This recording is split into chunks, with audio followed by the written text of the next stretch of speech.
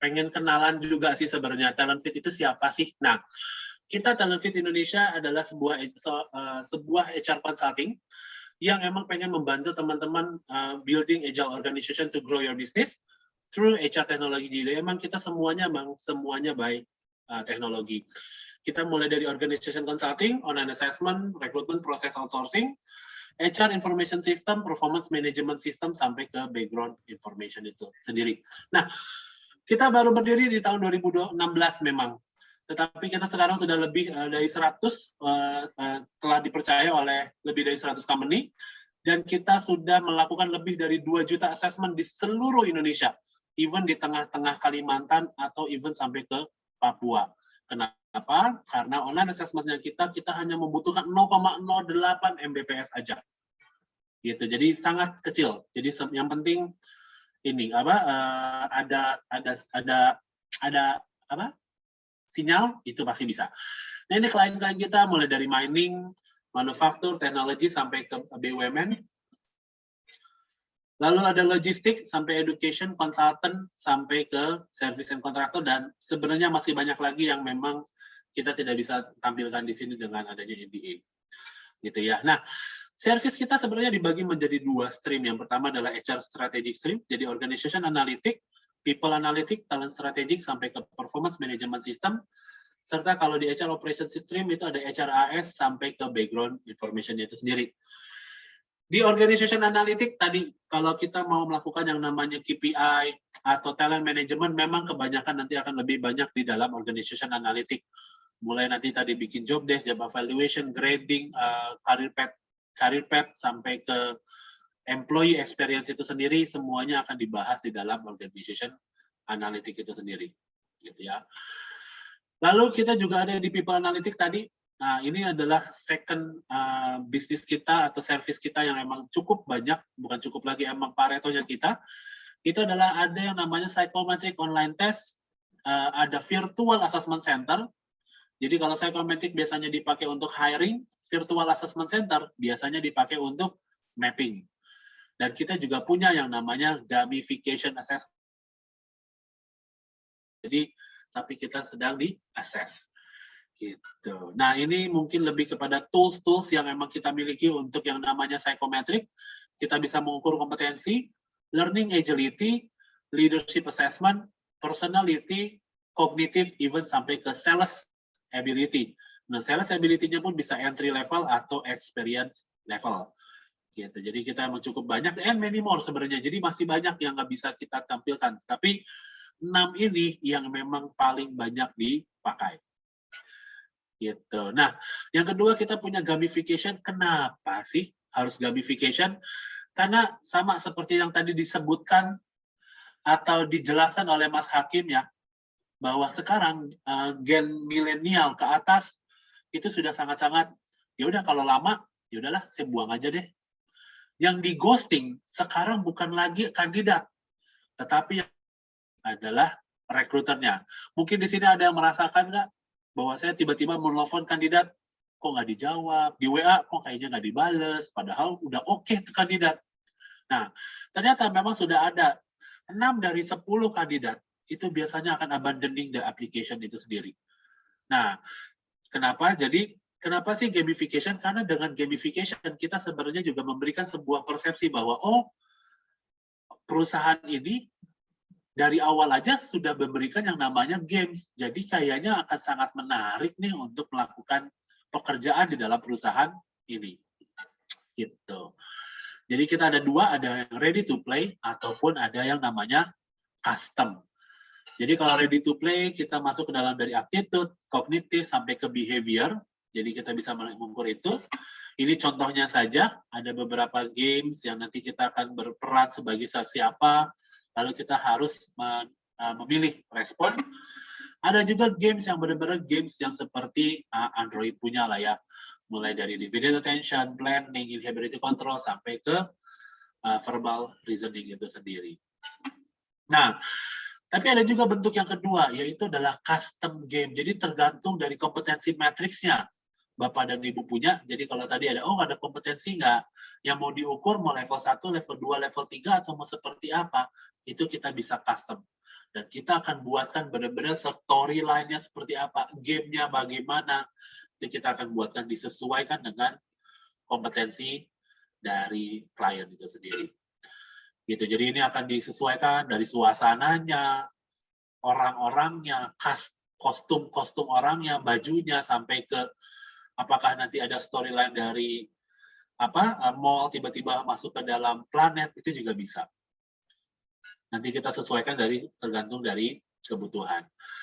Nah, tadi juga sama. Yang kalau kita lakukan yang namanya assessment, kita punya yang namanya virtual assessment center. Jadi seperti assessment center, tetapi kita jadikan virtual.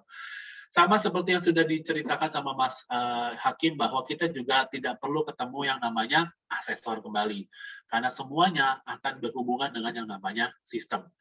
Jadi, tidak perlu lagi adanya yang namanya menjadwalkan dengan asesor. Asesor kalaupun memang mau ketemu itu hanya di tahap behavior event interview saja. Karena kita masih menggunakan yang namanya human touch-nya lagi. Gitu.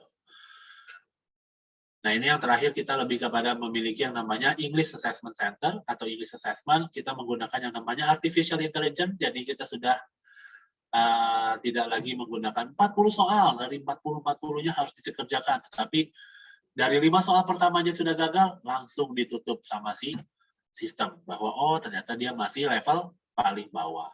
Kalau 5 pertamanya gagal. Jadi, tapi kalau ada yang masih benar, dicoba lagi. Jadi, kalau dari sistemnya kita ini, kalau orang yang cepat selesai, berarti bukan yang jago, tetapi yang kurang jago dalam bahasa Inggrisnya. Gitu sih.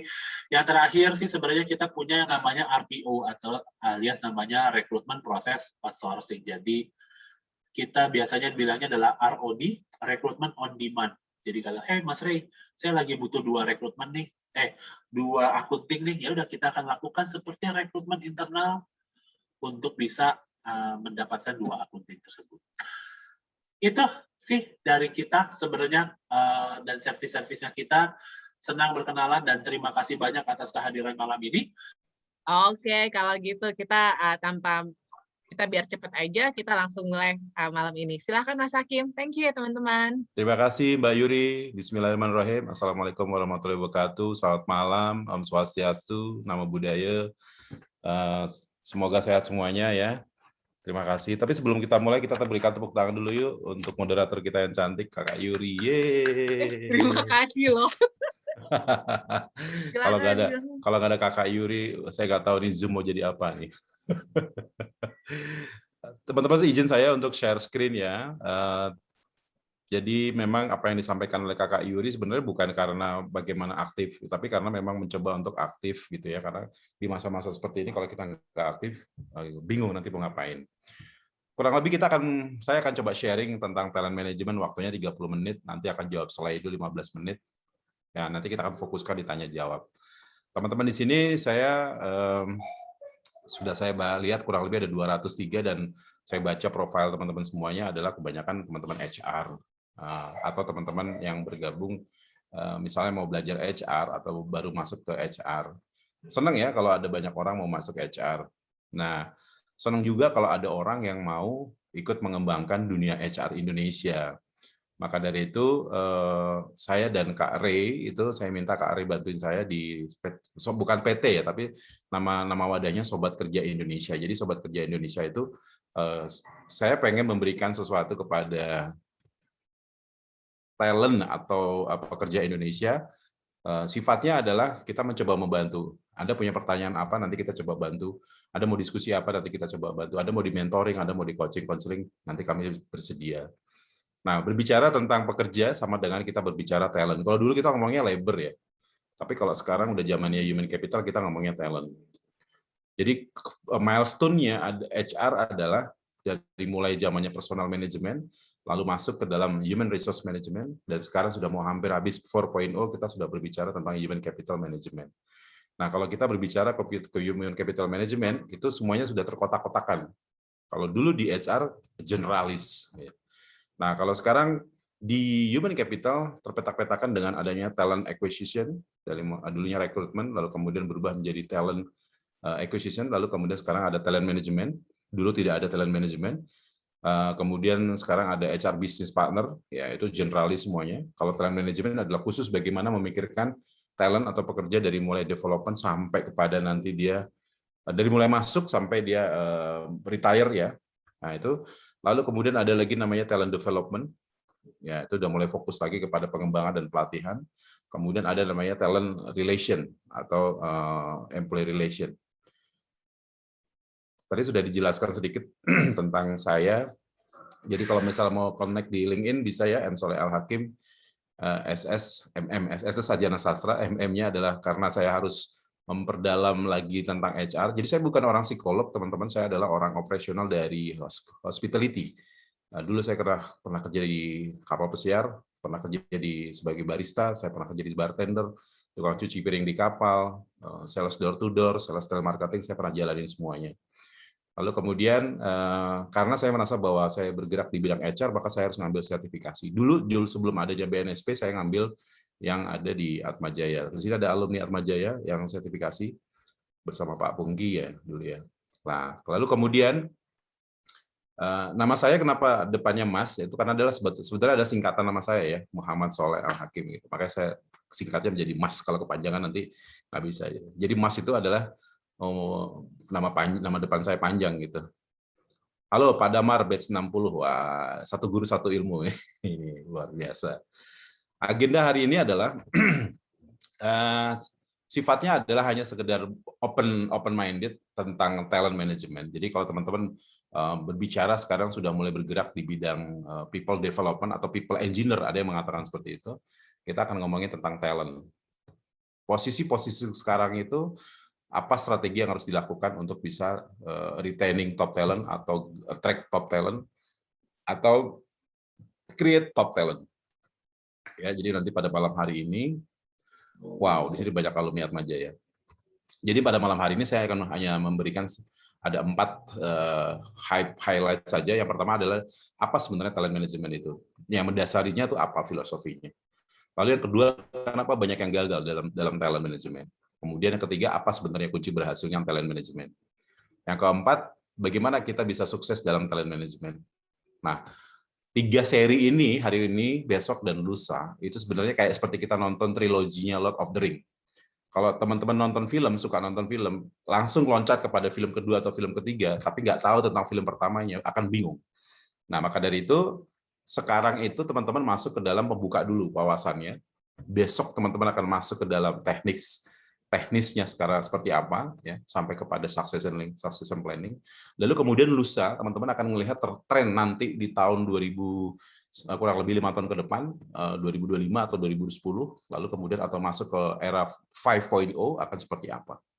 Jadi trilogi 3 hari ini adalah sesuatu yang sebenarnya sangat penting juga. Biasanya kalau dalam pelatihan-pelatihan itu kita garapnya adalah kurang lebih 3 hari, tapi kita bagi menjadi 3.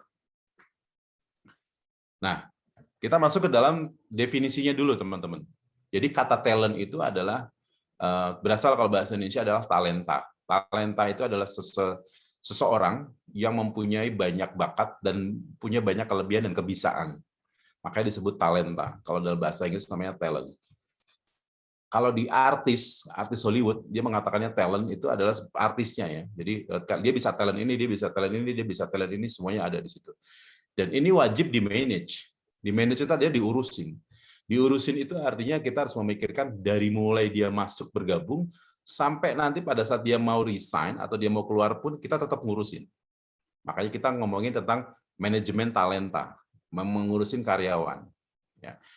Secara harfiahnya adalah implementasi dari strategi dari mulai rekrut, talent acquisition, sampai kepada retiring, untuk meningkatkan produktivitas di tempat kerja.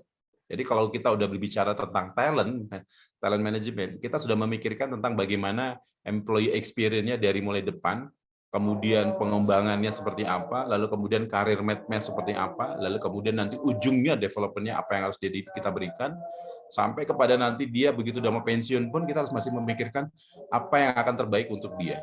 Nah, itu kalau kita berbicara talent management. Dulu di human resources, kita nggak berbicara tentang seperti ini. Human resources kita cuma rekrut doang. Betul kan? Kita dapat rekrut. Kita dapat form permintaan tenaga kerja dari beberapa departemen.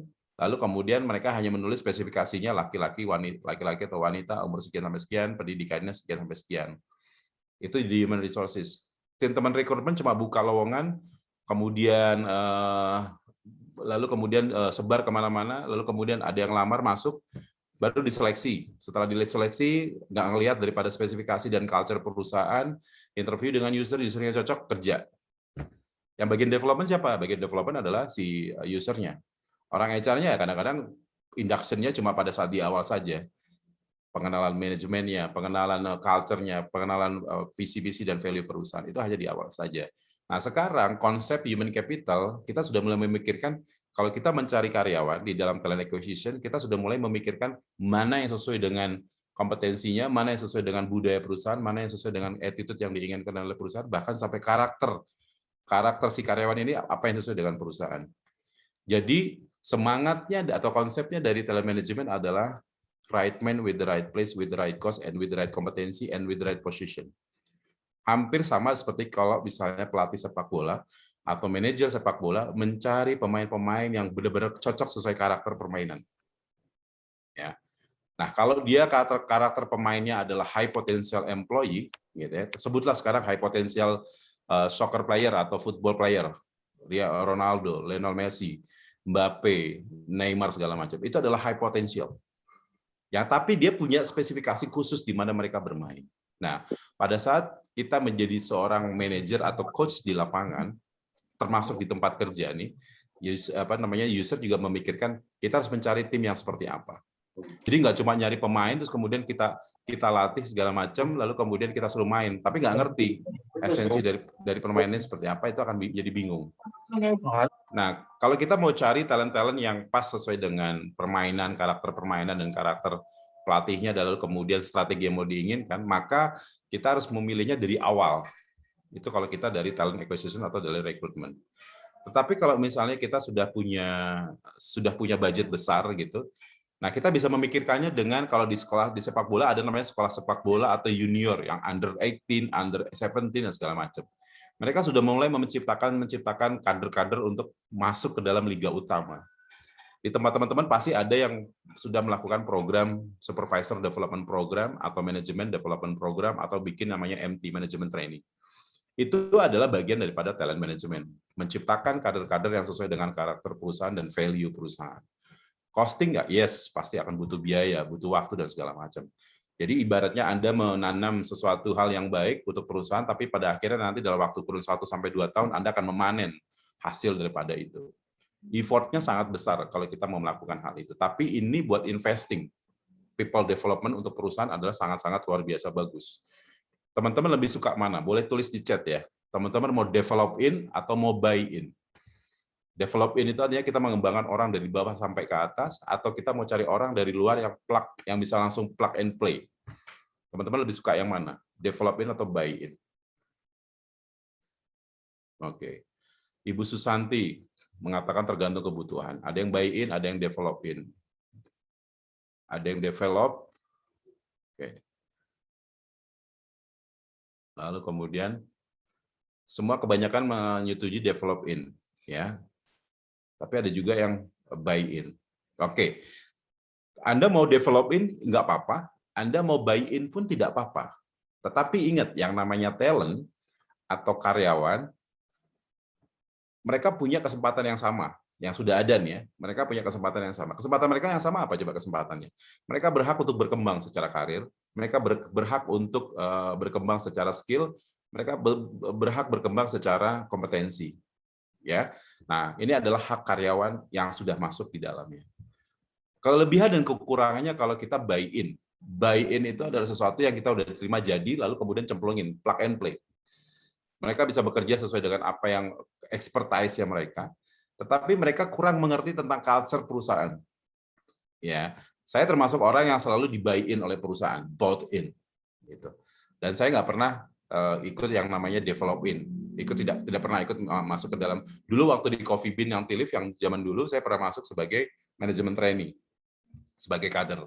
Lalu kemudian di PT Para Bandung kita menciptakan manajemen development program atau supervisory development program, atau kita menciptakan yang namanya Trans Academy, Nah, itu kita membuat sendiri. Tapi secara pribadi saya baru sekali menjalani yang namanya manajemen training.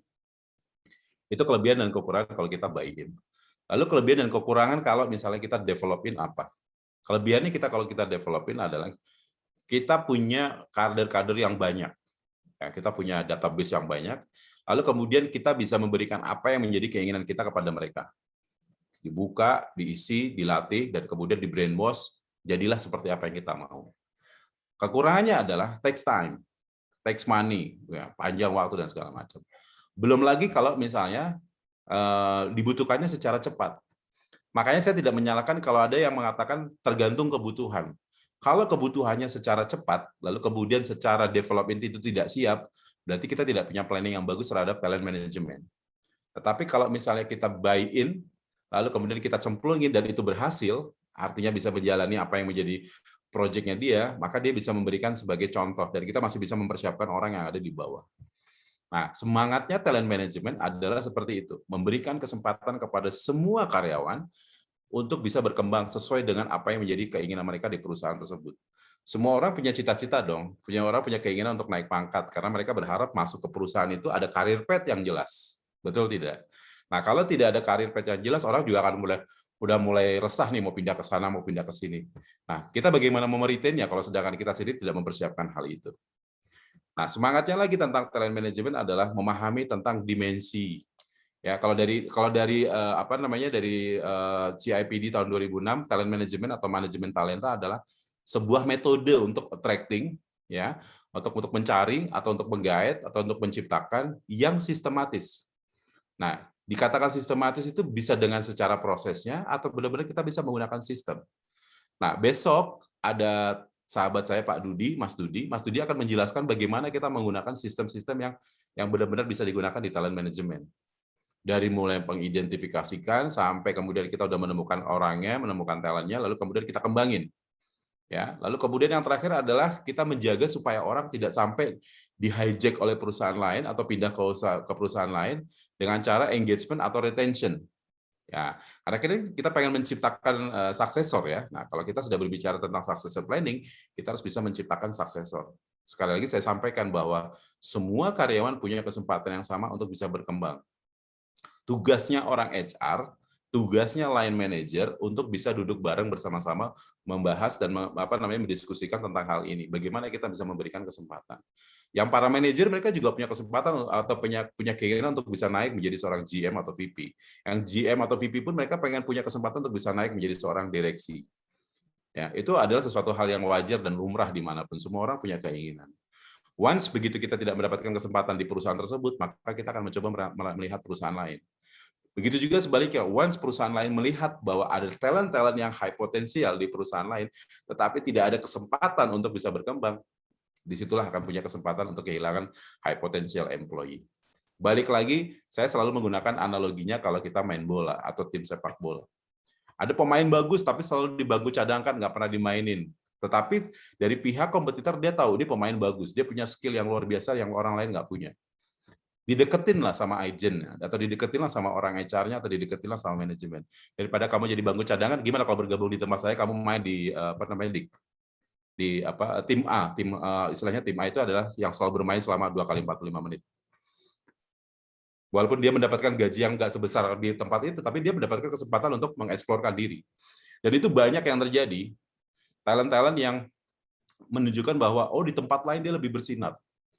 Tapi ada juga talent-talent yang coba gitu ya. Wah, saya sekarang bersinar, saya mau coba di tempat lain. Apakah bisa bersinar atau enggak? Ada juga talent yang di tempat lain ternyata tidak bersinar, bahkan redup, bahkan hilang. Dia tidak mendapatkan kesempatan yang sama. Karena apa? Di tempat sana sudah banyak star-star yang lain atau high potential employee yang lain. Dan mereka nggak bisa bersaing. Nah, ini yang kita bilang bahwa di dalam diri kita sendiri, di dalam perusahaan, kita harus punya program atau punya sistematis yang bakal mengikat talent-talent yang berpotensial bagus untuk kita pertahankan. Kehebatan atau kepandaian seorang HR atau kecerdasan seorang HR itu selalu ditandai dengan seberapa tingginya kader-kader yang bisa ditempa untuk menjadi kader berikutnya, high potential employee. Orang HR selalu ditanya turnover kalian berapa persen. ya kan, di dalam KPI Anda. Jadi kalau turnover-nya tinggi itu jadi pertanyaan, ada apa dengan perusahaan tersebut? Ada apa dengan organisasi tersebut? Apa yang dilakukan oleh orang HR supaya turnover-nya tidak tinggi? Ya, semua perusahaan atau semua badan kerja pasti pengen punya kader-kader yang bagus. Baik itu mau di BUMN, non BUMN, swasta, kementerian segala macam, pasti pengen banyak mendapatkan talent-talent yang bagus. Tetapi pada saat mereka sudah melakukan segala cara, segala program, segala macam, tapi tetap masih menemukan kegagalan. Apa yang terjadi? Nah, banyaknya program-program talent management di perusahaan-perusahaan yang gagal karena mereka salah mengidentifikasi talent, atau boleh dibilang sebagai misperception dan subjektif. Kategori subjektif ini sudah susah. Karena gini, seperti layaknya lagi contoh misalnya, Anda melihat ada orang yang, wah saya butuh karyawan di bagian logistik gitu ya. Lalu kemudian dia melihat ada satu orang yang ini kayaknya cocok banget nih, bagus banget nih orang ini. Dan ini orang ini bisa berkembang. Kemudian Anda hanya melihat dari segi subjektifnya aja karena lihat dulu dari luarnya saja. Tetapi Anda nggak bisa menganalisa secara lebih dalam bagaimana karakter orang tersebut dan bagaimana persepsi orang tersebut. Persepsi ini banyak didapatkan, bisa didapatkan dari assessment, bisa didapatkan dari referral. Ya, ini yang harus dilakukan oleh orang HR. Jadi nggak hanya terpaku kepada baca CV, kemudian terpaku dengan interview dia yang bagus, yang segala macam, tapi benar-benar tidak melakukan analisa. Nah, biasanya kalau untuk yang level-level supervisor ke atas, kita melakukannya namanya assessment. Tapi kalau untuk orang-orang yang level-level ke bawah, kita melakukannya dengan menggunakan psikotes. Ya, sekarang sudah banyak psikotes yang online, psikotes yang lebih canggih dan segala macam, bahkan assessment yang lebih canggih sudah banyak sekarang. Saya pernah mendapatkan pengalaman interview zaman sekarang itu nggak perlu ketemu sama orang HR. Bayangin, ketemunya sama siapa? Ketemunya sama sistem. Sistem itu berbicara kepada saya, karena di dalam sistem itu sudah artificial intelligence. Pada saat dia menginterview saya, di sana ada tulisannya, please tell us about yourself. Nah, di situ saya diminta untuk berbicara di depannya laptop atau berbicara di depannya kamera. Pada saat saya menceritakan tentang diri saya, laptop sudah menganalisa wajah dan mimik saya secara benar-benar detail. Dia menganalisa karakter saya apa, dan dia menganalisa kalimat atau kata-kata saya yang saya keluarkan. Hanya dengan kalimat pertanyaan, ada running text tulisannya please tell us about yourself. Lalu kemudian datang lagi sebuah pertanyaan berikutnya menganalisa tentang dia bertanya tentang what is your experting. Dia bertanya tentang apa ekspertasi saya, expertnya di bidang apa. Lalu kemudian saya bercerita. Sampai akhirnya kurang lebih ada 7 pertanyaan, dan ternyata 7 pertanyaan itu adalah sudah termasuk dengan interview, sudah termasuk dengan menggali potensi, sudah termasuk dengan assessment. Sampai segitunya ya, perusahaan mau invest gitu. Dan pada akhirnya nanti, kalau misalnya nanti saya jadi join, ternyata saya nggak jadi join karena ada sesuatu hal yang nggak cocok, nggak pas. Yang datang kepada saya pun bukan orang yang langsung ngirimin email segala macam, tapi ternyata adalah dari artificial atau robot itu sendiri yang akan mengirimkan digital MOU atau digital letter. Dan di situ sudah ada namanya digital sign atau digital signature. Sampai seperti itu. Begitu nanti saya on board hari pertama, barulah saya akan ketemu dengan orang-orang yang ada di sana. Proses rekrutmen itu kurang lebih berjalan antara 1 sampai 3 minggu. Semuanya lewat sistem, nggak ada yang lewat berkontak dengan manusia, semuanya lewat sistem, dan orang-orang yang memantau itu memonitor, mereka bisa nge-track sampai di mana proses ini berjalan. Nah, sekarang kalau misalnya kita mengedepankan yang namanya employee experience, kita sudah mulainya dari awal. Kalau misalnya kita sudah salah persepsi, salah subjektivitas, dan salah perlakuan kepada talent, maka ini akan menjadi salah satu penyebab kegagalan. Yang kedua, pada saat kita sudah punya program, yang terjadi adalah dibiarkan itu leave it to the manager, leave it to the user. Orang HR-nya nggak memonitor, bahkan orang HR-nya juga tidak mengevaluasi setiap strategi yang dilakukan.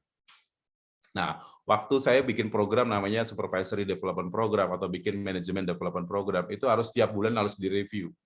Saya duduk bareng dengan tim setiap minggu, apa yang salah, apa yang kurang benar, apa yang lebih bagus, apa yang sudah bagus, apa yang harus kita persiapkan. Every week kita ada namanya meeting koordinasi atau MIKO. Lalu kemudian setiap bulan kita ada lagi review setiap bulan. Karena pada saat program itu 1 tahun, peserta harus 3 bulan sekali dia harus pindah ke beberapa departemen. Ini kita buat. Nah, jadi kalau misalnya kita tidak punya, waktu itu memang belum ada sistem ya. Tapi kalau misalnya kita sudah punya sistem yang canggih, kita bisa enak mengontrolnya hanya dengan lewat sistem. Tapi yang namanya employee engagement itu harus selalu ada. Orang yang bikin program, orang yang diprogram dengan para manajer serta nanti akan jadi orang akan atasan atau bawahannya, mereka tetap harus berkomunikasi secara human. Teknologi atau sistem itu hanya supporting saja, mempermudah pekerjaan kita dan bisa membuat kita lebih akurat karena kita berbicara tentang data. Nah, kalau kita sekarang udah banyak nih sertifikasi tentang HR data analitik. Nah, kenapa data itu penting sekali? Karena kalau kita sudah punya data yang bagus, kita gampang memonitornya, kita bisa mudah membuat persepsi ke depannya mau seperti apa. Dan kalau kita sudah punya data yang bagus, kita bisa melakukan strategi berikutnya apa. Karena yang namanya program untuk talent management itu nggak bisa cukup 1 tahun, 2 tahun, udah gitu selesai, tidak. Continuous improvement selalu ada. Ya, kalau dalam kita melakukan yang namanya talent management. Nah, berikutnya adalah generation gap. Generation gap-nya adalah begini. Ini yang paling sering terjadi di sekarang ini ya. Kita banyak meng-hire anak-anak milenial. So, mohon maaf nih kalau ada anak-anak milenial yang bergabung di sini. Dan mohon maaf juga kalau ada baby boomer yang ikut kelas di sini. Baby boomer biasanya duduk sebagai para decision maker. Lalu kemudian milenial duduk sebagai kader yang kita lakukan. Generation X kayak saya gini, itu adalah sebagai generation bridging antara baby boomer dan milenial, bahkan sampai yang di bawahnya lagi. Problemnya adalah pada saat direksi atau pada saat BOD mengatakan kita harus punya kader gitu, tetapi BOD sendiri tidak melihat bahwa karakternya sudah berubah, karakternya harus berbeda, bahwa yang kita rekrut ini sekarang adalah anak-anak yang nggak bisa kita push, nggak bisa kita paksa, nggak bisa kita istilahnya kontrol terus-menerus, nggak bisa. Kalau zamannya Generation X kayak zamannya saya, ya boleh saya bilang adalah kita zamannya petarung ya. Halo anak-anak 90-an, apa kabar? Ya, Generation X apa kabar? Ya, oh ya, baby boomer gen ya Pak Brion ya. Ini memang kalau Generation X adalah generasi yang benar-benar petarung, mau cari kerja kemanapun, bawa-bawa ijazah, bawa-bawa lamaran pakai amplop kemanapun. Itu karena mereka sudah terbukti zaman dulu.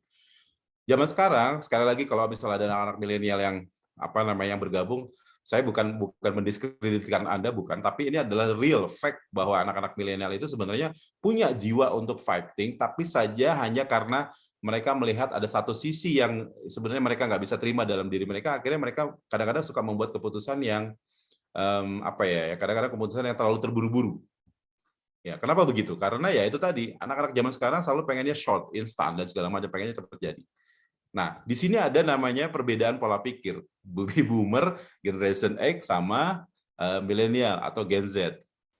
Baby boomer dengan milenial, mereka bisa saling memahami, mereka bisa bekerja sama. Baby boomer bekerja sama dengan milenial, ini agak kadang-kadang sinkron. Jangankan di pekerjaan. Di rumah aja, kakek dan nenek ngomong sama cucunya, kadang-kadang suka nggak ngerti, nggak paham. Kadang-kadang suka ribut sendiri, bener nggak? Yang menjadi penyeimbangnya siapa ya? Kalau nggak bapak ibunya siapa lagi? Nah, gitu kan. Nah, ini yang akan menjadi problem juga. Kenapa banyak talent manajemennya gagal? Ibu Erlina mengatakan anak-anak sekarang tidak bisa berpikir panjang.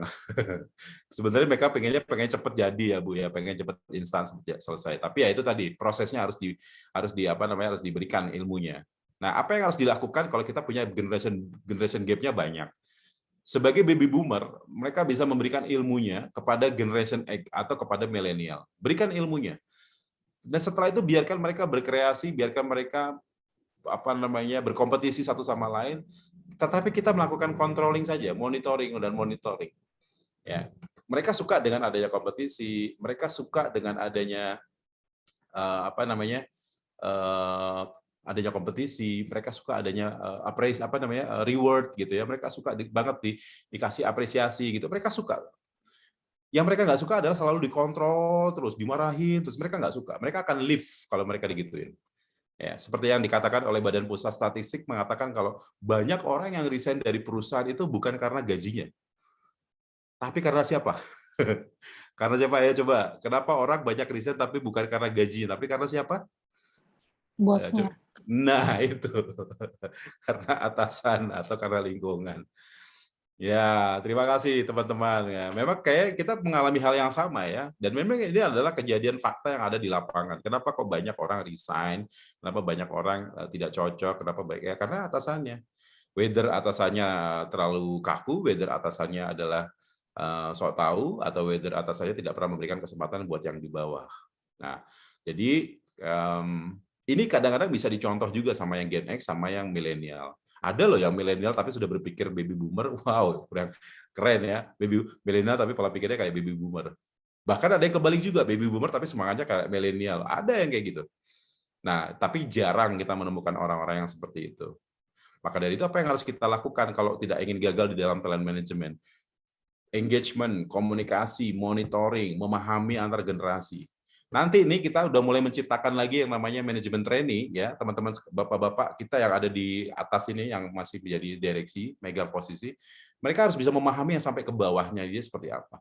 Jadi ibaratnya mereka memahami anak atau cucunya. Nah, kita sebagai Gen X itu kadang-kadang memahami dia sebagai adik kita atau anak kita.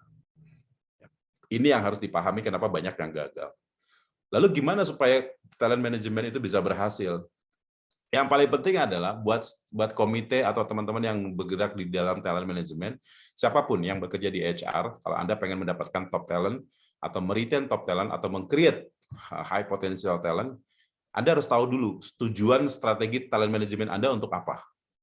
Untuk pengembangan perusahaan, ya, atau untuk cuma sebagai, yang penting gue punya program, atau untuk karena memang untuk mengantisipasi pengkaderisasi.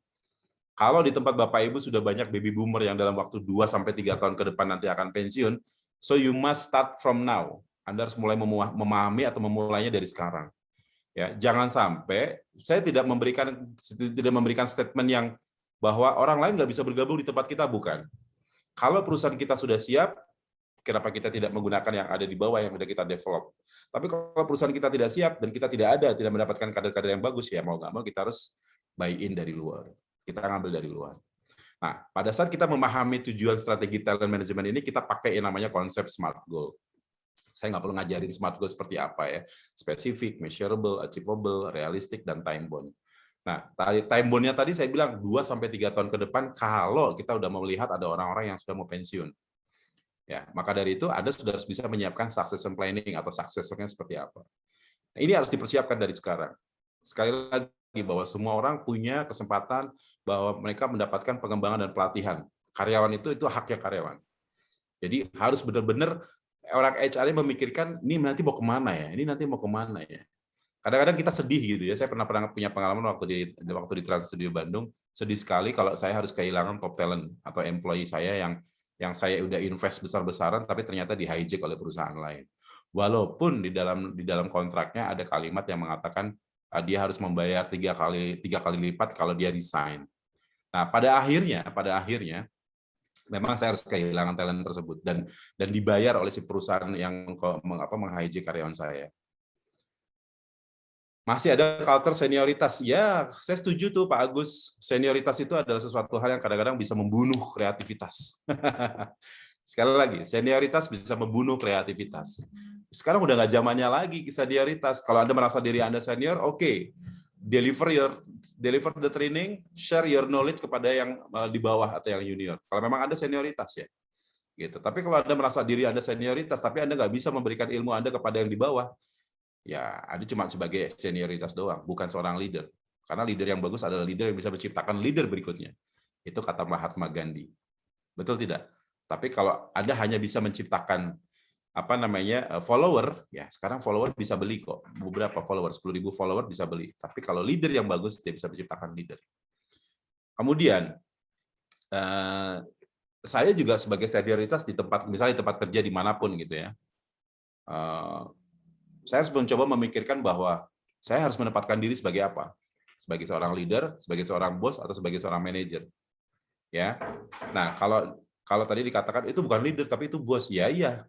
Tapi kadang-kadang kita perlu jadi diri kita menjadi seorang bos. Supaya apa? Supaya program kerja kita itu berjalan.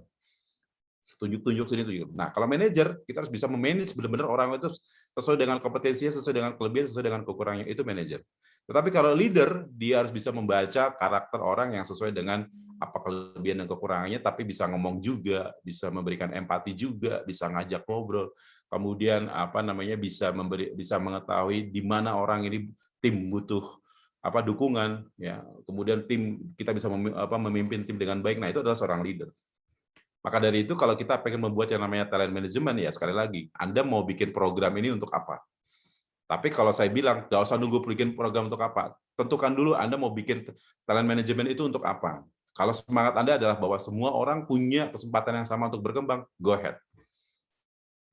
Dimulai dari training need analysis, bikin silabus dan kurikulum, kemudian dimulai dari pelatihan dan pengisian kompetensi atau mengisi gap kompetensi yang dimiliki oleh karyawan. Kalau itu sudah terjadi, maka kita next step-nya adalah kita berpikir tentang nanti ke depannya mau ngapain. Ya. Nah, lalu kemudian alat atau tools yang bisa mengukur keberhasilan talent management, sekali lagi ini bisa di-support dengan namanya teknologi. Nah, besok nanti ada Mas Dudi yang akan bercerita teknologi apa yang cocok untuk bisa menggunakan sistem talent management ini supaya akurat. Tapi selama ini setelah kita pegang selalu pakai pegangannya adalah HRIS atau HR Human Resource Information System, ya.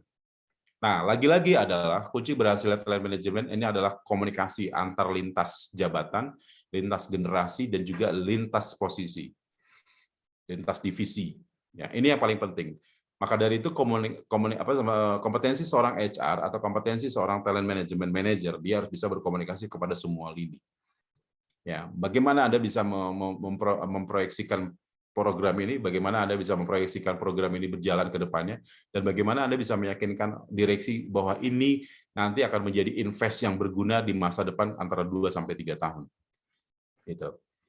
Maka dari itu, butuh dukungan dari berbagai pihak, dari mulai atas, tengah, sampai bawah ini sangat-sangat dominan untuk bisa menjalankan yang namanya talent management. Jadi nggak bisa cuma ini programnya orang HR, nggak bisa gitu.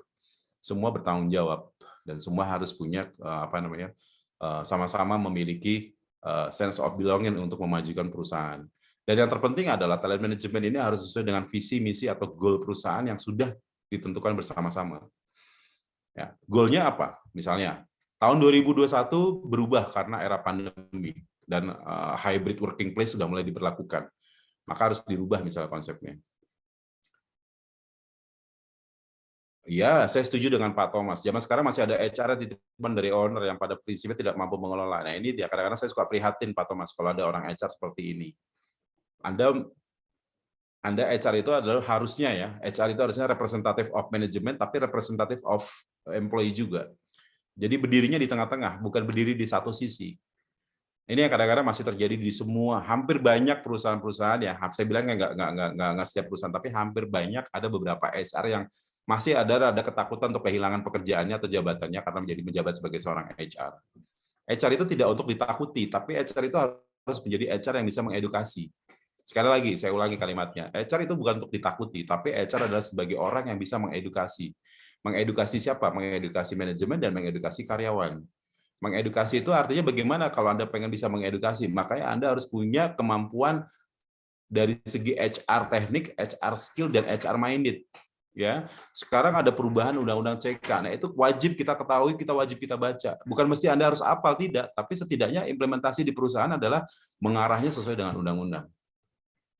Nah, banyak loh perusahaan HR yang kadang-kadang berpikirnya adalah gimana caranya supaya gue selamat deh, gitu. Ada juga yang manajemen mengatakan, saya minta orang itu besok dipecat ya, gitu. Terus HR-nya dengan gampang bilang, kata bos lu besok harus resign. Tapi nggak berikan alasan yang jelas dan evidence yang jelas, gitu. Nah, oke, kita balik kepada track nih, talent management, teman-teman. jadi kalau kita ngomongin HR banyak sebenarnya, tapi saya hari ini diminta untuk fokus kepada talent management saja, ya. Kemudian ini mohon maaf kalau ada pertanyaan yang belum saya jawab ya, nanti teman-teman yang Mbak Yuri yang akan merekap pertanyaannya, baik yang ada di slide maupun di chat. Mohon maaf ya Mbak Dian ya. Oke. Nah, tahapan sukses dalam talent management. Yang pertama adalah kita harus tahu dulu visi dan misi perusahaan dan apa goal daripada perusahaan tersebut. Karena kalau goal perusahaan kita juga nggak tahu, visi perusahaan kita juga nggak tahu, ya susah. Oke, ada pertanyaan nanti biar Mbak Yuri yang akan merekap. Itulah kenapa sekarang ada konsep yang namanya HR Business Partner. Ya, konsep HR Business Partner adalah bahwa seorang HR dituntut mengerti core bisnis dari perusahaan. Dituntut mengerti core bisnis perusahaan artinya apa? Dia sampai benar-benar tahu kompetensi apa yang dibutuhkan oleh orang-orang di suatu departemen atau suatu divisi, lalu kemudian dia tahu apa yang menjadi alur proses produksi sebuah pekerjaannya perusahaan, dan dia tahu apa yang menjadi kelebihan dan kekurangan perusahaannya sendiri.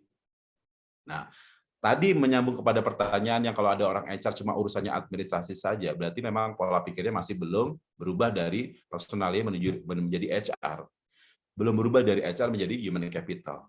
Boleh ada kalau memang pekerjaannya adalah seorang administrasi, boleh, nggak apa-apa. Tapi jadilah administrasi yang digital mindset.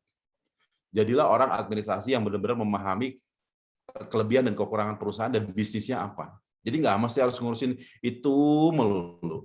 Boleh Anda di administrasi 1 tahun, 2 tahun, boleh. Tapi habis itu Anda boleh pindah ke unit yang lain. Anda mungkin bergerak menjadi organization development, mungkin Anda pindah di employee relation, atau mungkin Anda belajar tentang industrial relation, boleh, nggak apa-apa.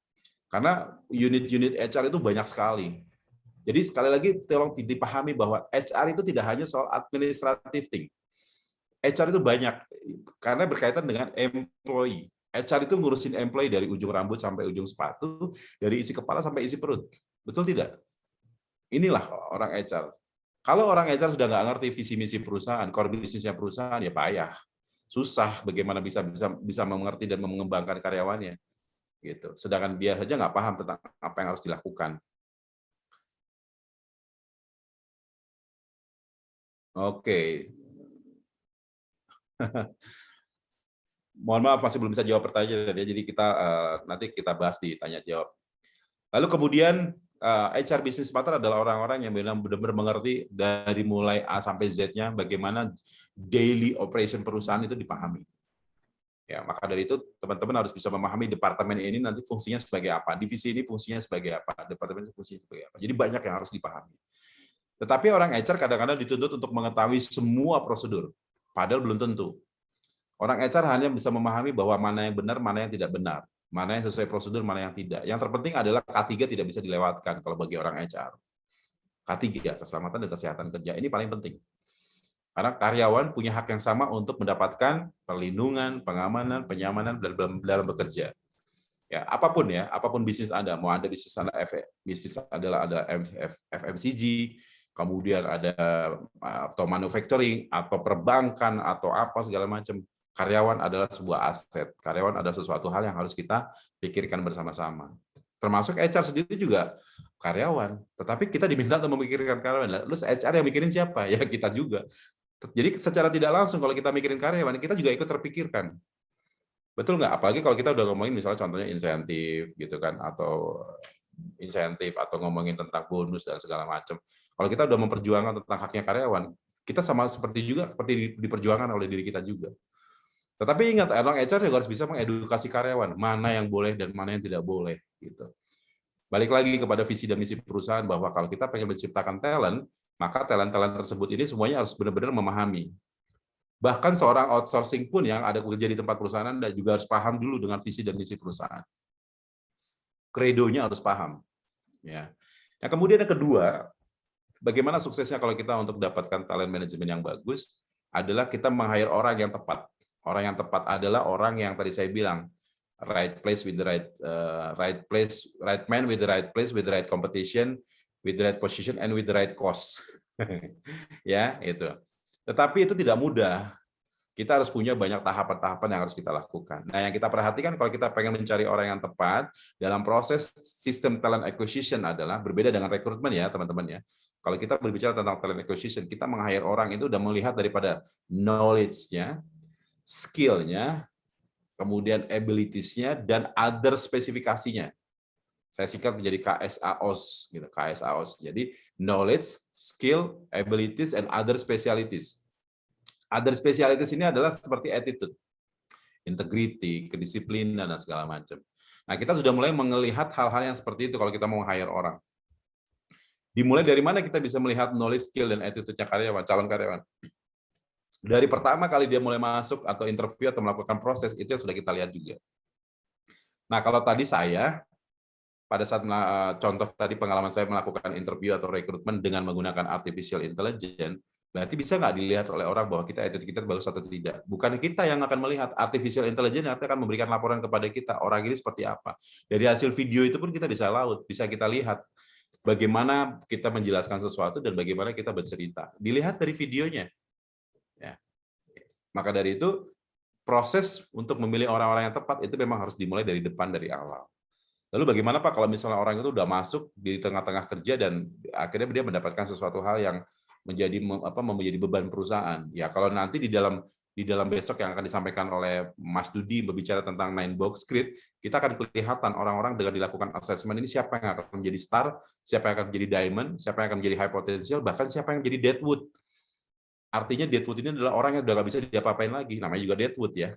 Mau dibakar juga nggak bisa, mau dihancurin juga nggak berguna, ya udah mau diapain lagi gitu.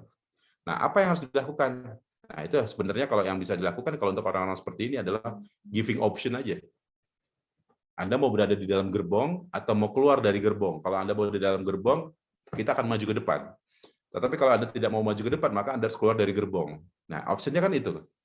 Kalau ada orang, oke Pak, saya siap maju ke depan. Nah, kalau maju ke depan berarti masuk ke dalam gerbong. Ikut apa yang menjadi jalannya kereta. Gitu. Tapi kalau nggak mau ikut dengan jalannya kereta, ya Anda harus turun dari gerbong. Silakan stay di stasiun. Gitu. Yang ketiga, onboarding karyawan. Ini dimulai dari awal. Employee experience itu dari mulai awal sampai orang pensiun. Nah, kalau teman-teman pernah merasakan onboarding experience-nya yang wow, begitu masuk disambut, begitu masuk diajak gitu. Atau begitu masuk sudah mendapatkan fasilitas yang luar biasa, semua orang saling menyapa dan menyambut dengan hangat. Itu adalah employee experience yang kadang-kadang tidak kita bisa terima dengan perusahaan yang lain-lainnya. Jadi setiap perusahaan punya standar masing-masing. Nah, nanti saya akan coba berikan contoh video bagaimana kalau sempat waktunya ya, employee experience itu terjadi dari mulai masuk pasca recruitment interview sampai kepada dia benar-benar mau pensiun. Ya, sampai pensiun pun mereka mengalami hal yang sama. Wow, saya sangat berkesan berada di perusahaan tersebut. Nah, sekarang sudah ada yang namanya employee experience unit ya, atau employee experience officer atau employee experience manager itu sudah ada sekarang karena mereka fokus kepada employee. Nah, di dalam human capital konsepnya adalah memang human atau employee itu adalah sebagai aset yang harus dipertahankan atau aset yang harus dikembangkan. Because we are looking for the potential employee, ya kan? We are looking for the potential asset. Yang keempat adalah begitu sudah masuk, begitu sudah dapatkan semua apa yang diinginkan, jangan lupa mereka perlu adanya pelatihan, kasih kompetensi, ya, kasih kesempatan untuk berkembang, kasih kesempatan untuk bersertifikasi. Begitu sudah bersertifikasi, punya pelatihan dan punya skill segala macam, ilmunya bertambah, knowledge-nya bertambah, butuh satu tantangan yang lebih tinggi lagi. Berarti apa? Kasih posisi yang lebih tinggi. Nah, kalau kita belajar tentang workload analysis, kadang-kadang disampaikan, oh orang ini udah harusnya mencapai posisi yang lebih tinggi nih, karena memang udah jago, gitu. Dia bisa mengerjakan pekerjaan yang lain. Nah, balik lagi kepada pernyataan yang di awal, bahwa semua karyawan mendapatkan kesempatan yang sama atau punya hak yang sama untuk dilatih dan dikembangkan. Ya, termasuk orang HR. Orang HR juga punya hak untuk dilatih dan juga untuk dikembangkan. Nah, bagaimana Pak kalau ada orang yang tidak mau dilatih dan dikembangkan? Giving option lagi, balikin lagi pada dia tadi. Mau bergabung di kereta atau tidak? Mau bergabung di gerbong atau tidak? Kalau mau bergabung di gerbong, kita maju ke depan. Kalau gerbongnya mundur ke belakang, berarti dia balik ke stasiun. Berarti perusahaan itu tidak mau maju. Kalau ada perusahaan yang maju, berarti semua karyawannya harus ikut maju. Kalau ada karyawan yang tidak mau ikut maju ke depan, kasih option. You want to stay atau you want to leave. Itu aja udah. Ya, lakukan coaching, lakukan counseling ya. Nah, ini adalah fungsi-fungsi daripada manajer. Kayak memang itu adalah kalimat yang biasa ya Mbak Dian ya, dibina atau dibinasakan. Tapi saya nggak bilang dibinasakan ya, karena terminologi itu terlalu gimana ya, terlalu kadang-kadang suka ini ya. Ada orang yang protes loh dengan kalimat dibinasakan. Hey, kita udah lama di perusahaan, kita udah berkontribusi lebih loh. Terus kemudian tiba-tiba sekarang dikasih kata binasakan. Oh, enggak, itu hanya terminologi aja Pak, nggak terlalu gimana-gimana. Ya, tapi sekali lagi oke okay. Jadi emang selalu begitu ya, kalau nggak mau dibina ya dibinasakan. Berikutnya adalah pada saat kita sudah mendapatkan karyawan mendapatkan pelatihan dan pengembangan, lalu kemudian kompetensi dan segala macam, lalu challenge mereka dengan berikan yang namanya kinerja, penilaian kinerja. Ya, semua orang harus dikasih challenge. Setiap tahun challenge-nya pasti naik dan pasti naik. Nah, pada saat mereka sudah punya challenge-nya itu selalu naik progresnya ke atas gitu ya. Lalu kemudian dia bisa memenuhi apa yang menjadi keinginan perusahaan. Jangan lupa bahwa perusahaan punya effort bahwa karyawan juga punya effort atau talent itu punya effort untuk bisa berkembang dengan perusahaan. Kalau misalnya perusahaan mempunyai sesuatu hal yang bisa dibagikan kepada karyawan atau dibagikan kepada talent, silakan saja. Bentuknya bisa macam-macam, entah itu sebagai insentif, entah itu sebagai bonus, baik itu bentuknya adalah cash atau bentuknya yang lain-lainnya, silakan saja. Karena itu adalah bagian daripada bagaimana memotivasi karyawan. Ya, kita sudah dilatih nih, kita sudah dikembangkan segala macam, KPI-nya udah tercapai segala macam, tiba-tiba nggak ada apa-apa buat gitu, kita nggak ada kenaikan gaji ya cuma segitu aja. Ya. Kadang-kadang bahasa-bahasa yang di bawah tuh suka gitu kan. Nah, tetapi kan kadang-kadang kita juga nggak bisa menganggap remeh bahasa-bahasa yang hadir di bawah. Gitu. Ini bisa menjadi pemikiran orang HR juga bahwa kita harus memikirkan sesuatu juga, tapi untuk ke perusahaan, tapi juga untuk employee.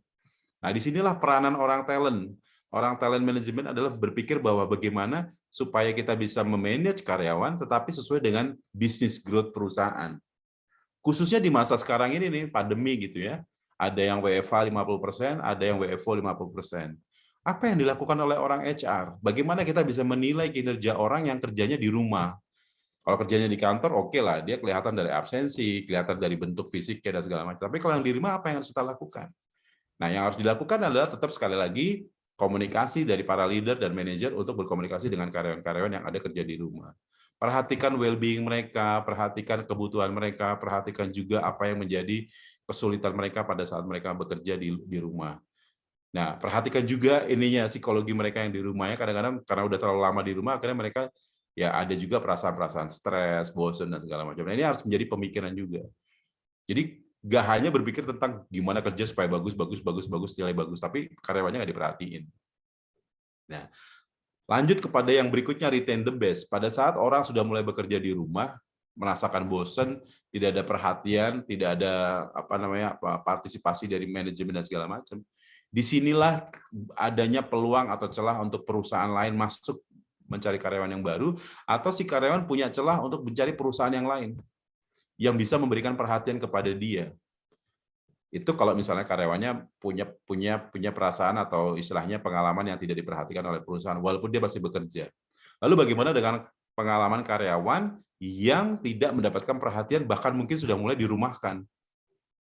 Padahal dia kualitasnya bagus gitu. Balik lagi, kalau kita pengen meretain karyawan, kita harus melihat juga apa kebutuhan perusahaan.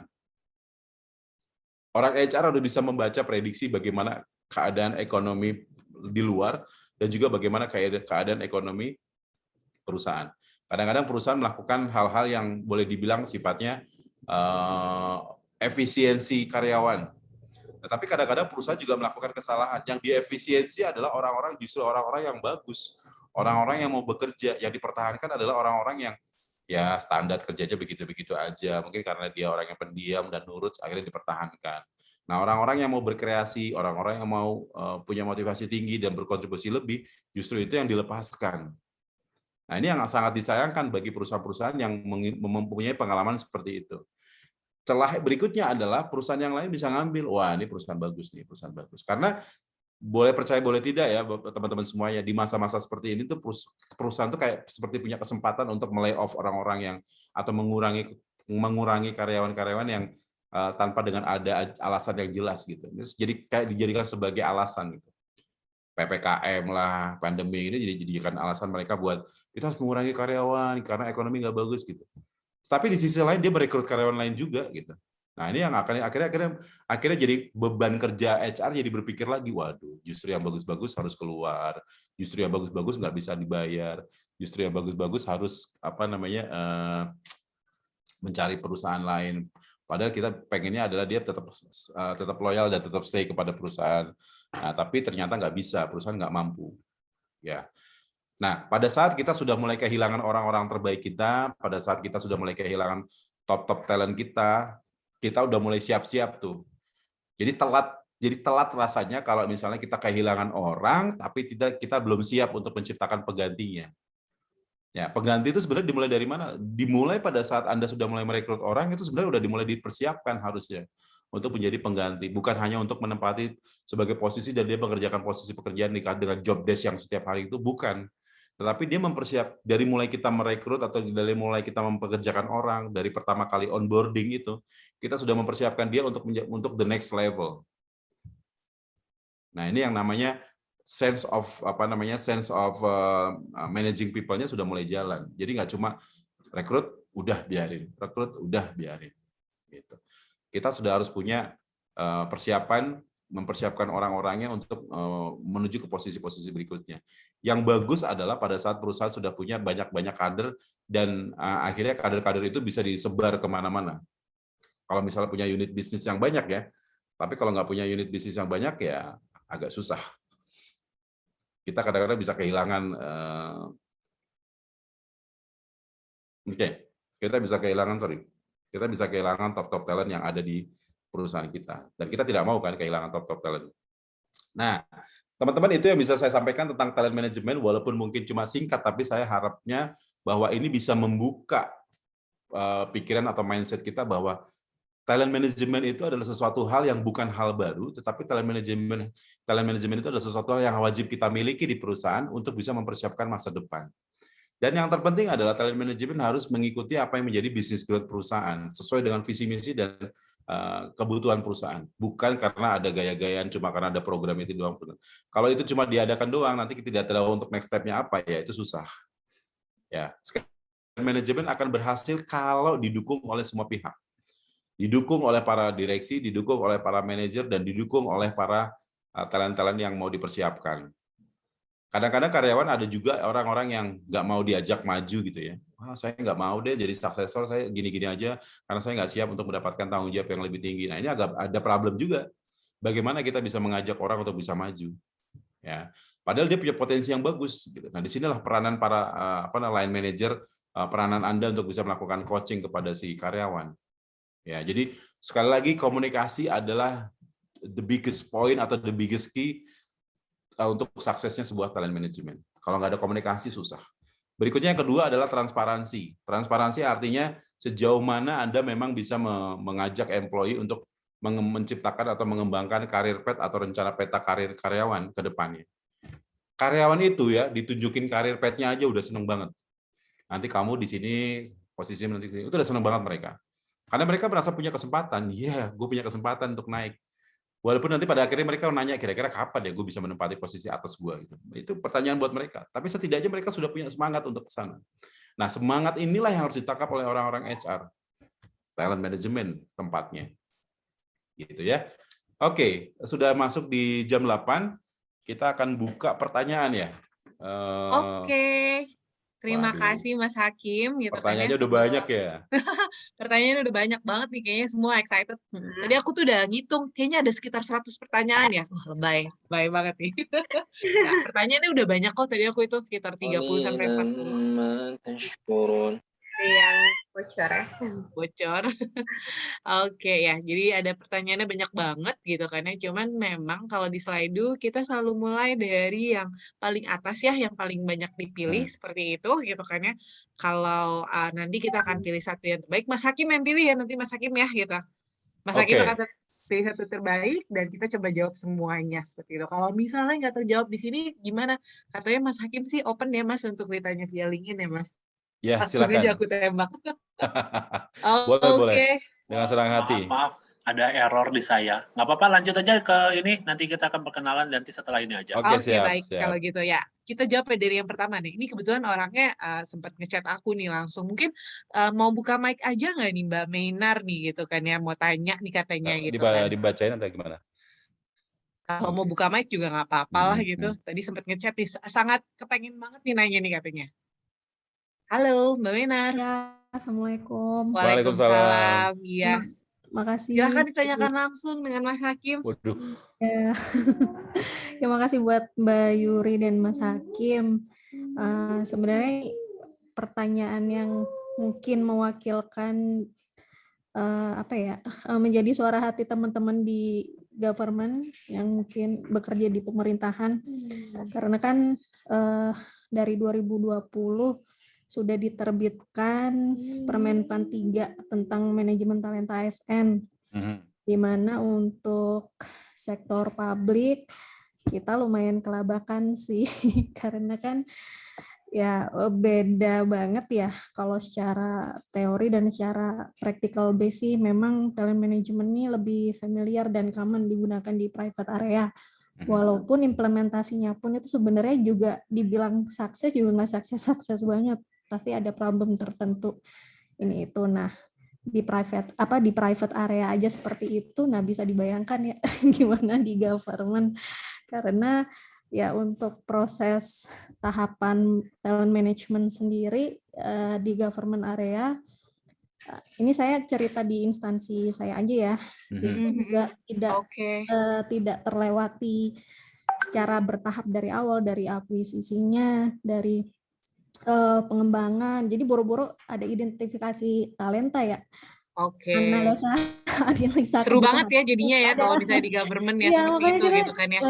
Benernya pertanyaan ini udah berapa kali saya lempar ke beberapa webinar TN. Saya pengen ada variasi jawaban aja. Oke, terima kasih Mbak Meinar. Oke, mungkin pertanyaannya sih sebenarnya langsung ke tipsnya ya gitu. Kira-kira apa sih yang bisa dilakukan gitu kan ya gitu. Ya memang karena cukup banyak ya peraturan-peraturan juga seperti itu gitu. Silakan Mas Hakim. Ya, terima kasih. Mbak Meinar. Aku merasakan apa yang Mbak Meinar rasakan. Bukan berarti aku pernah kerja di government, tidak. Tapi kadang-kadang aku suka berinteraksi dengan mereka kalau misalnya ada kelas-kelas pelatihan gitu ya. Nah, mereka memang punya problemnya adalah dari sisi birokrasi satu. Yang kedua adalah dari sisi people-nya sendiri, baik itu yang posisi atas maupun posisi bawah. Apalagi sekarang government sudah mulai ada pemangkasan eselon kan. Nah, itu juga menjadi salah satu, kalau menurut saya bilang sih memang ada satu penyebabnya juga. Culture, yang paling penting adalah culture. Kalau di government itu culture-nya memang masih belum sekuat yang ada di private ya. Koreksi kalau saya salah. Nah, tapi memang itu yang menjadi dasar bahwa kita pada saat kita pengen menjalankan program atau sebuah sistem manajemen talenta itu harus benar-benar fully supported oleh semua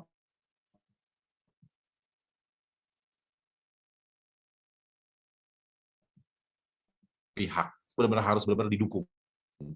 Satu, yang kedua adalah semua harus punya pemahaman yang bukan milik karena pengen ada sesuatu,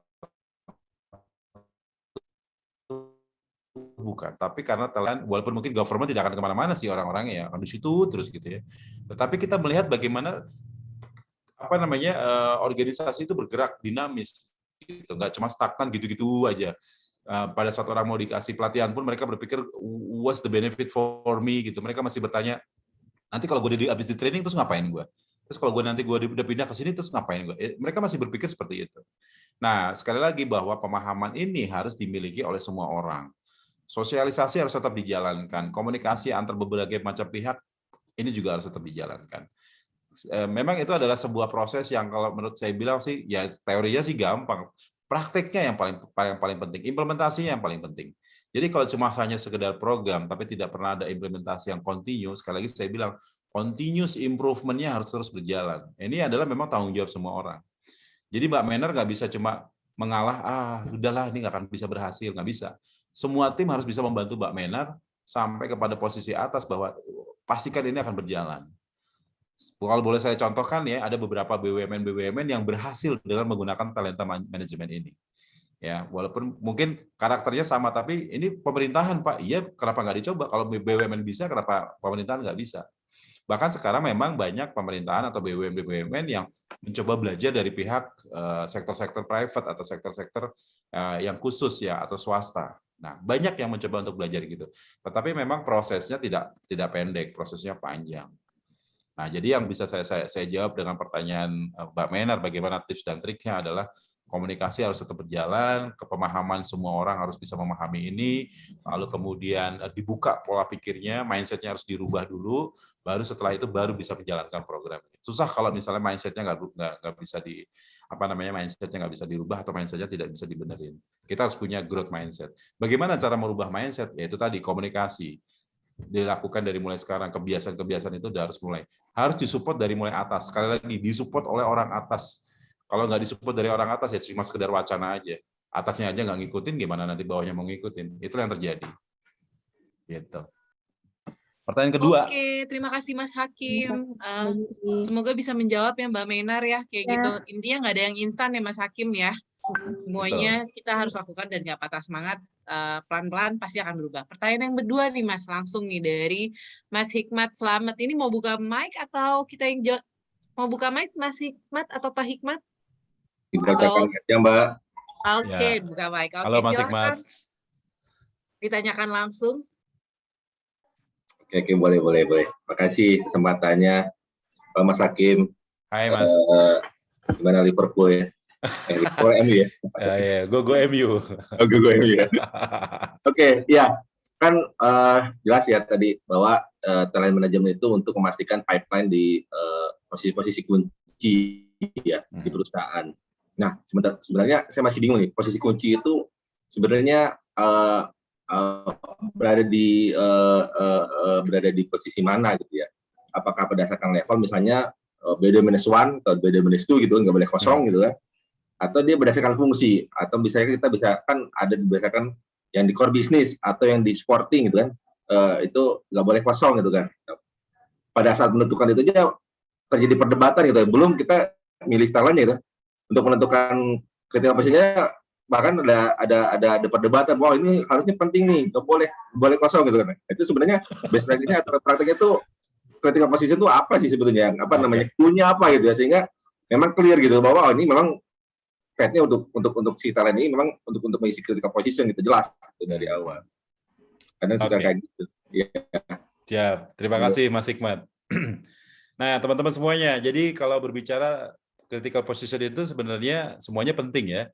Karena kalau saya bertanya kepada satu perusahaan, kalau misalnya saya tanya di sini aja, silakan semua jawab di chat ya. Kira-kira di tempat Anda, di perusahaan Anda, atau di organisasi Anda, divisi yang paling penting apa? Ya, tulis di chat coba. Menurut Anda deh. Ayo, silakan dijawab, tulis di chat. Menurut Anda divisi yang paling penting apa? Pak Yasan mengatakan HR. Pak Bariska mengatakan operation.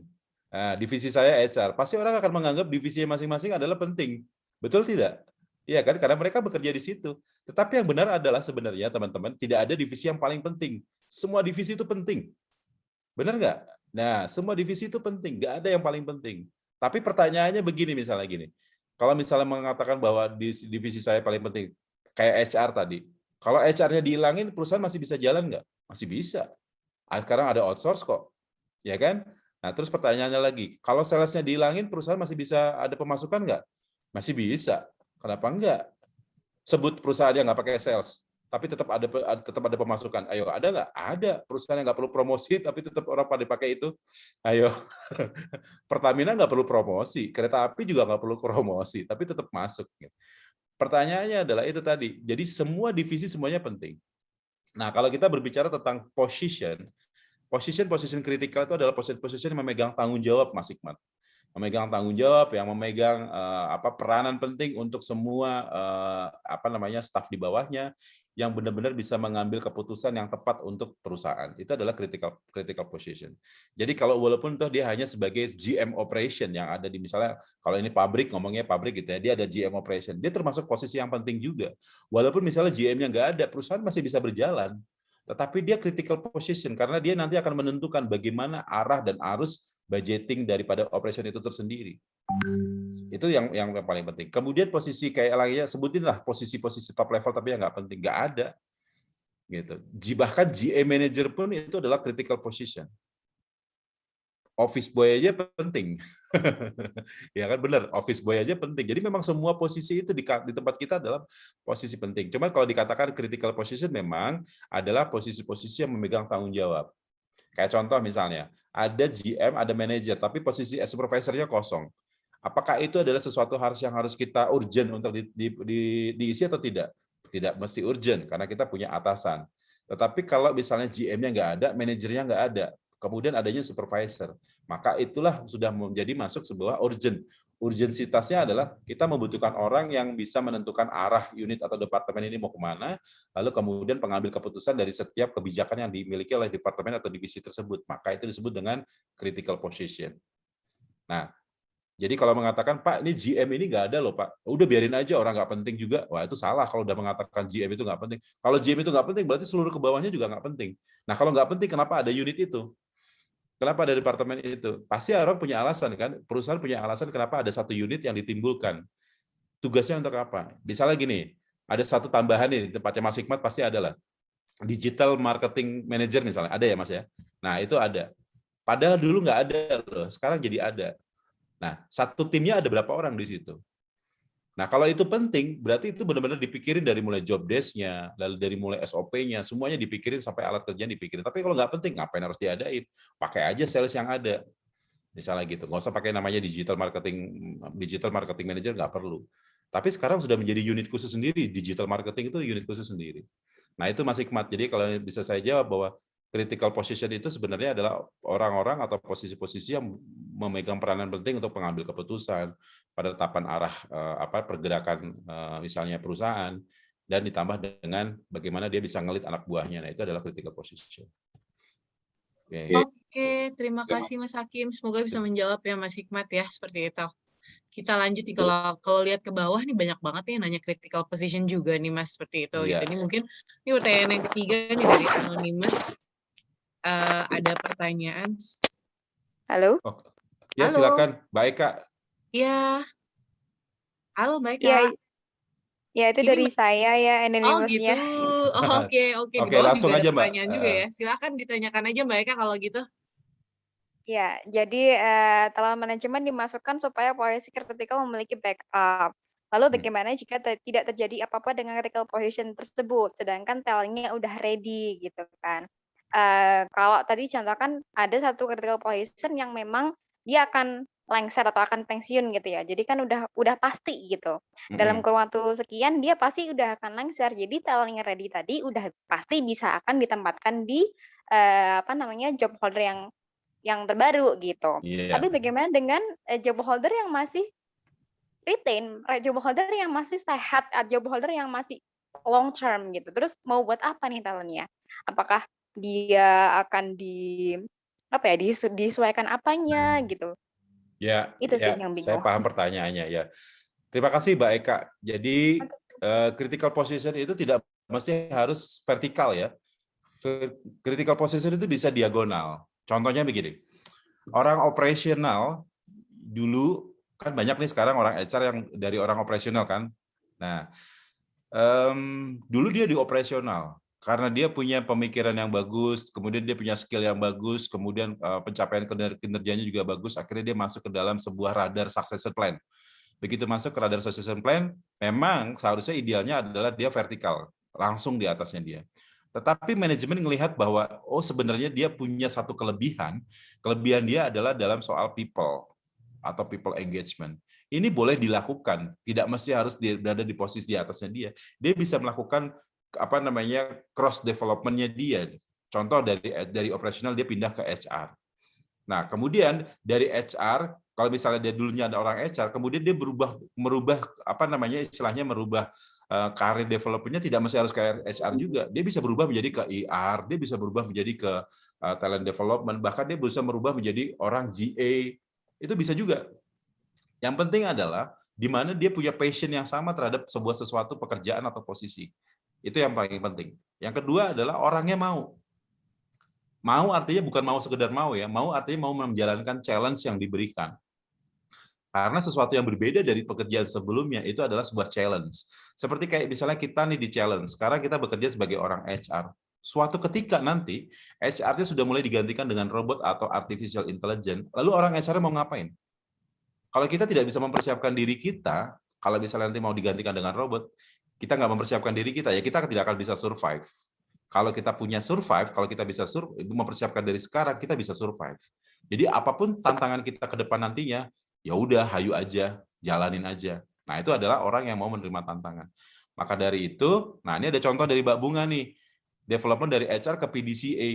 Itu adalah sesuatu yang pengembangan tapi cross gitu. Nah, jadi kalau menjawab pertanyaannya baik, Kak, kalau misalnya belum siap gimana, Pak? Ya, kita boleh melihat cross development yang untuk dia, kesempatan dia untuk di mana. Tapi yang terpenting adalah orangnya mau dan orangnya mau menerima tantangan. Itu yang paling penting. Kalau nggak mau, nggak menerima tantangan, ya nggak usah dipaksa. Berarti dia harus masih menunggu. Nah, selama dia menunggu, jangan lupa tetap dipantau, tetap dimonitor, kemudian tetap dieskalasi dan segala macam. Ini yang paling penting. Bagaimana meretain sebuah top talent itu adalah komunikasi, komunikasi, dan komunikasi. Terus di-maintain. Jangan sampai hilang, jangan sampai lepas. Yang baju merah jangan sampai hilang. Makanya ada lagu itu kan. Nah, itu orang HR itu terinspirasi dari itu. Baju merah itu adalah simbolis dari berani, seperti background-nya Mas Hikmat ya, simbolis dari berani, mau menerima tantangan, nah itu adalah simbolisnya. Jadi top talent jangan sampai lepas, jangan sampai hilang. Pertahankan jangan terus. sampai lepas ya Mas ya, intinya iya, ya. apalagi yang jilbab merah. Oh kayak MU ya. Tinggal 5 menit lagi nih gitu kan. Ini pertanyaan masih banyak banget, ayo kita coba jawab yang berikutnya kali ya Mas ya. Ini ada pertanyaan yang Pak Hakim dan tahapan sukses dalam TM atau assessment atau talent identify ada di urutan yang mana Pak? Karena di sini dari onboarding lalu pengembangan. Terima kasih. Sorry yang mana Mbak? Yang itu yang anonymous Oke. baru naik tuh. Gitu dari kan, tahapan ya. sukses Ya. talent management, identify ada di urutan yang kemana Pak? Karena di sini ada onboarding lalu pengembangan. Oh, oke. Kalau kita assessment, kasih tambahan waktu nih Mas, 10 menit nih Mas, karena pertanyaannya masih banyak nih. Yes. Alhamdulillah. Terima kasih, alhamdulillah. Jadi assessment itu bisa dilakukan untuk karyawan baru, bisa dilakukan untuk karyawan lama. Kalau untuk yang karyawan lama, biasanya assessment dilakukan untuk 2 tujuan. 1, untuk penempatan posisi barunya dia. Yang kedua adalah untuk refreshment jabatannya dia. Nah, ini kalau untuk yang posisi karyawan lama. Untuk karyawan baru, biasanya assessment dilakukan di awal. Dalam proses talent acquisition itu dilakukan untuk assessment. Untuk level-level supervisor ke atas ya, kita pakainya assessment.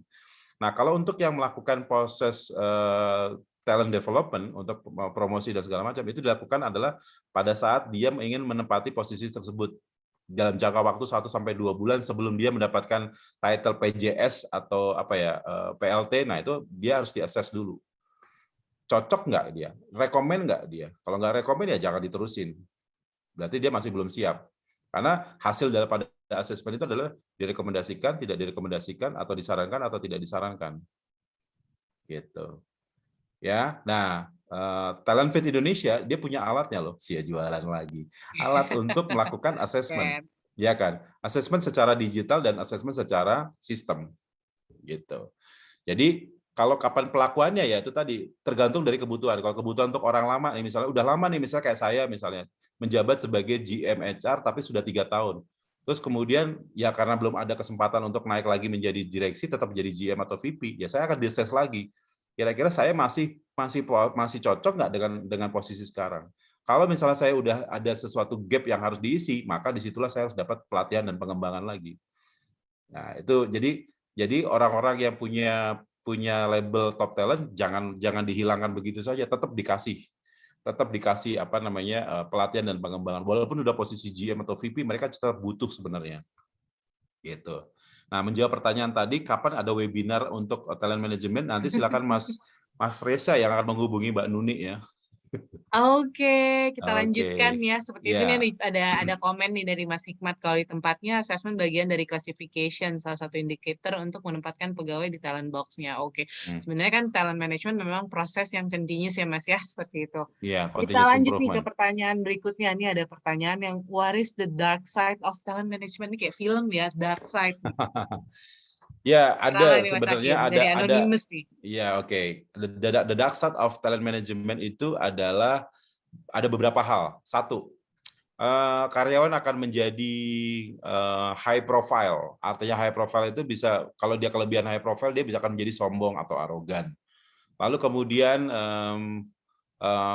dark side berikutnya adalah talent management perusahaan tidak transparan dalam soal proses pelaksanaannya atau proses perekrutannya atau proses dalam pekerjaan talent management. Nah, itu kalau tidak transparan kepada karyawan dan tidak terbuka kepada karyawan serta kepada para manajer, itu bisa menjadi dark side. Jadi kesannya kayak ditutup-tutupin, kesannya kayak tertutup dan tidak terbuka. Lalu kemudian kalau misalnya suatu proses talent management atau program talent management tidak diakui oleh orang banyak, nah itu akan menjadi bumerang atau menjadi dark side sendiri. Jadi sebenarnya banyak ya hal-hal yang harus kita lakukan. Maka dari itu semangat daripada talent management itu yaitu tadi komunikasi dan transparansi. Jangan main kucing-kucingan, jangan umpet-umpetan gitu. Jadi benar-benar harus dikasih tahu. Yang tidak boleh dikasih tahu kepada employee adalah kesempatan dia kalau dia menjadi high potential employee. Itu jangan pernah dikasih tahu. Yang boleh tahu bahwa dia menjadi high potential employee hanya HR dan juga hanya direksi dan atasannya saja. Employee-nya nggak usah dikasih tahu. Nah, kenapa alasannya? Kenapa employee nggak boleh kasih tahu? Karena begitu nanti dia tahu bahwa dia adalah high potential employee di perusahaan tersebut, dia akan melakukan bargaining kepada perusahaan. Ada nih, kejadian banyak banget nih, minta pura-pura resign, pura-pura bahwa saya diajukan oleh perusahaan lain, mau di hijack. Ujung-ujungnya cuma minta naik gaji doang, udah sebenarnya. Gitu. Tapi maka dari itu jangan pernah dikasih tahu kepada employee. Kasih tahu aja bahwa dia masuk ke dalam radarnya succession plan. Jadi you have to be ready. Itu aja sudah. Gitu. Oke, itu gimana tuh Mas kalau ada beberapa perusahaan kan yang memberikan semacam MT tapi buat yang dan itu ketara banget tuh, kalau yang kayak gitu gimana tuh Mas? Dia Nggak kan apa-apa. secara tidak langsung tahu kan kalau dia Iya. sebenarnya high potential employee seperti itu. Yes. Nah, kalau manajemen trainee itu kan memang mereka sudah sedang digodok ya untuk menjadi talent gitu kan. Tetapi sebenarnya para MT sendiri kan mereka punya classify masing-masing. Ada yang high potential, ada yang star, ada yang diamond gitu. Oke. Jadi nggak semua ranking 1 Mbak Yuri. Semua ada yang ranking 1, ranking 2, ranking 3 gitu. Tapi mereka nggak tahu siapa yang ranking 1, ranking 2. Nah, yang tahu cuma kita doang nih, komite yang tahu. Oh, si Mbak Yuri nih, ini ranking 1 nih. Oh, Mas Hikmat ranking 2. Misalnya gitu. Oh, Pak Brian ranking 3. Jadi kita udah tahu memetakan orang ini. Nah, nanti yang ranking 10 pun walaupun dia masuk manajemen trainee, tapi yang ranking 10 pun juga akan menjadi concern. Ini orang ranking 10 loh, tapi kalau misalnya nanti dia dikasih kesempatan, dia akan bisa menjadi ranking 1 atau ranking 2. Gitu. Oke. Kadang-kadang kan ada beberapa perusahaan kayak di tempat X saya gitu kan ya, bukan dari entry level tapi di tengah, jadi mereka udah senior level seperti itu. Cuman memang dibikin seperti MT karena untuk sampai dengan posisi yang topnya seperti itu. Dan yang dipilih itu memang orang-orang yang high potential banget gitu. Oke, aku itu tuh ikutan nanya tuh. Kita lanjutin ya, ini pertanyaan cukup beres banget nih. Yang pertanyaan berikutnya, bagaimana hubungan antara talent management itu sendiri dengan culture dan engagement employee, dan apa perbedaannya dengan talent acquisition? Oke, tadi yang saya sampaikan talent acquisition adalah proses di mana kita mau me-attract employee ya. Jadi itu bahasa lain daripada rekrutmen.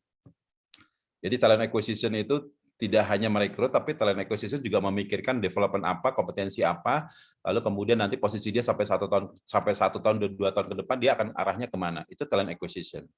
Lalu kalau berbicara tentang talent management berkaitan dengan culture ya, tadi ada culture. Harus sesuai dengan culture perusahaan kalau kita mau attract karyawan. Begitu juga kalau kita pengen mendevelop karyawan harus sesuai dengan karakter perusahaan. Kalau karakter perusahaannya adalah selalu bergerak cepat, agile, selalu berubah-berubah, maka karyawannya harus mau nggak mau ngikutin itu. Nah, kalau misalnya di dalam diri kita sendiri, di dalam tim talent management juga tidak menemukan orang yang cocok untuk melakukan ini, padahal kita pengen membentuk ini, kita boleh kok menggunakan pihak luar atau pihak ketiga untuk membantu kita untuk menciptakan hal ini. Dan banyak sekali, bahkan sekelas Telkom pun mereka juga menggunakan pihak ketiga untuk menjadi konsultannya. Gitu. Dan itu juga bukan sesuatu yang tabu ya untuk meminta bantuan pihak luar untuk mengembangkan diri karyawannya. Oke, jadi berarti bisa pakai pihak luar ya. Talentfit memberikan ininya kan ya, memberikan servisnya dalam hal talent management itu sendiri kan ya. Iya, namanya udah Talentfit ya. Oke, kita lanjutin lagi nih, waktunya udah mau habis bentar lagi gitu. Karena kita lanjutin ini yang mungkin ada yang mau dijawab nih, ini menarik nih. Best practice-nya berapa persen populasi talent ini ada kan ya, hitung-hitungannya Mas ya? Sorry, gimana? Berapa persennya? Pertanyaan dari idealnya adalah idealnya talent management yang sukses adalah, walaupun mungkin ada beberapa yang belum sukses atau nggak sukses ya kalau dalam setiap program talent management, idealnya memang harus di atas 80%. Oke, di atas 80% ya. Jangan sampai 50%. Ini akan menjadi pertanyaan, kenapa kok cuma 50%? Yang salah apanya? Programnya, kandidat si kadernya atau dari si mentornya kan. Karena kalau di talent acquisition itu talent management, kalau kita berbicara tentang succession plan atau menciptakan successor, ini mentor ini sangat berpengaruh sekali. Oke, noted untuk itu. Ini ada pertanyaan yang kelewat nih, kalau pemegang critical position yang enggan berbagi ilmu dengan suksesornya ini mungkin bikin sistemnya aja gitu ya Mas ya? Tadi saya bilang mentor ya. Jadi kalau misalnya ada mentor, sebelum dijadikan mentor kita tanya dulu gitu. Jadi misalnya Mbak Yuri punya asesor. Biar ada komitmennya ya Mas ya. Iya, Mbak Yuri punya asesor namanya Mas Hikmat gitu ya. Nah sebelum saya nanti mengakses Mbak Yuri menjadi mentornya Mas Hikmat, saya tanya dulu Mbak Yuri mau nggak gitu menjadi mentor. Kalau misalnya mau ya sudah, nanti kita akan ada komitmen letter. Tapi kalau nggak mau ya jangan, ya udah nggak dipaksakan. Itu akan jadi catatan kita bahwa laporan kepada manajemen bahwa Mbak Yuri nggak mau untuk menjadi seorang mentor gitu. Alasannya ini. Kita last 2 questions sekali ya gitu, karena waktunya juga udah mau ini gitu kan ya. Ini tapi ada yang ini pertanyaannya menarik nih, karena ada percentage juga nih dari Pak Endi Utomo. Untuk membuat ekosistem talent management, berapa besar investasi? Mungkin besar praktisnya pengalaman Mas Hakim, biasanya rasio to sales-nya berapa? Oke, berbicara ROI ya, berbicara ROI ya dari Pak Edi ya. Membuat ekosistem talent management, berapa besar investasi yang dipersiapkan? Mungkin besar prosesnya pengalaman. Oke, kalau pengalaman saya waktu saya dulu bikin manajemen program itu sama supervisor development program, memang investasinya nggak sampai miliaran Pak Edi ya. Karena apa? Kita menggunakan sumber daya yang ada. Jadi contoh misalnya begini, ya kita butuhkan paling cuma modul, tempat untuk pelatihan, lalu kemudian selebihnya hanya karena mereka kan nanti akan pindah-pindah ya. Per 3 bulan mereka akan cross exposure di masing-masing divisi selama 3 bulan, lalu nanti di akhirnya mereka akan memberikan sebuah project presentasi, dan itu tidak sampai 500 juta kok.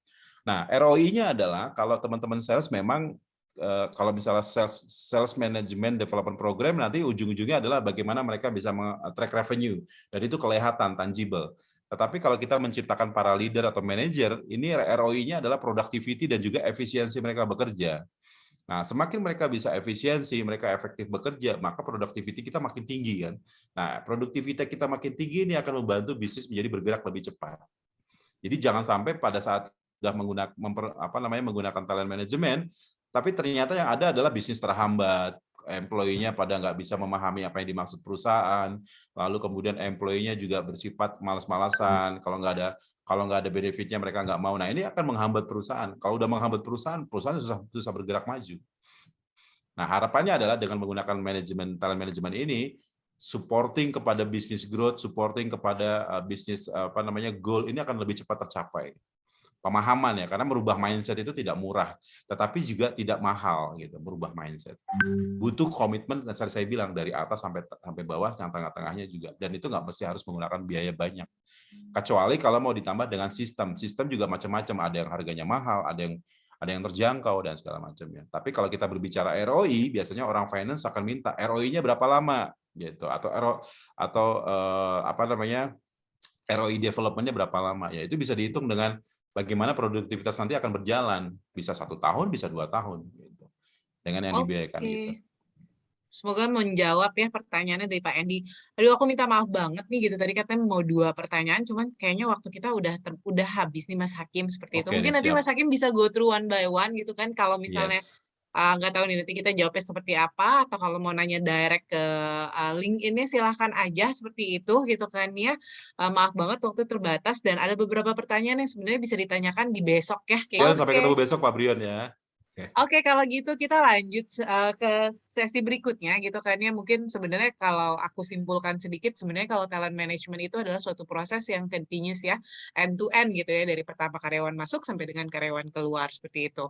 Kuncinya tadi ada beberapa, semuanya harus sesuai dengan sebenarnya 5W 1H ya, seperti itu gitu kan ya, dari misinya itu tergantung culture-nya juga masuk di situ sampai dengan how-nya. Dan memang kalau disupport oleh semua bagian itu akan lebih baik, dan harus semua manajemen dan semua pihak itu harus, tadi ada yang nanya tuh sebenarnya tanggung jawab siapa sih, tanggung jawab perusahaan atau pribadi? Kalau menurut aku sih tanggung jawab bersama ya, nggak bisa tanggung jawab siapapun gitu kan ya. Nah itu aja mungkin kalau singkatan dari aku, dan jangan lupa tadi Mas Hakim menyebut berkali-kali ya, komunikasi. Nah komunikasi itu juga bisa dibangun sistemnya mungkin kalau kayak gitu ya. Oke, kita jangan lupa teman-teman, aku masih ingetin lagi besok akan ada Mas Hikmat, besok ikut lagi ya Mas Hikmat ya. Besok akan ada lagi. Pasti. Sampai hari Sabtu malah makin hot nih gitu, pembicaranya makin banyak. Besok topiknya adalah identify the best talent and how to retain it. Sama pukulnya 6.45 sampai dengan jam 9. Tadi ada yang bilang tuh Mas Rey waktunya ditambahin seperti itu gitu kan ya. Mungkin bikinnya kita akan coba tambahkan ya setengah jam. Mungkin sampai setengah 10 pada siap kan ya.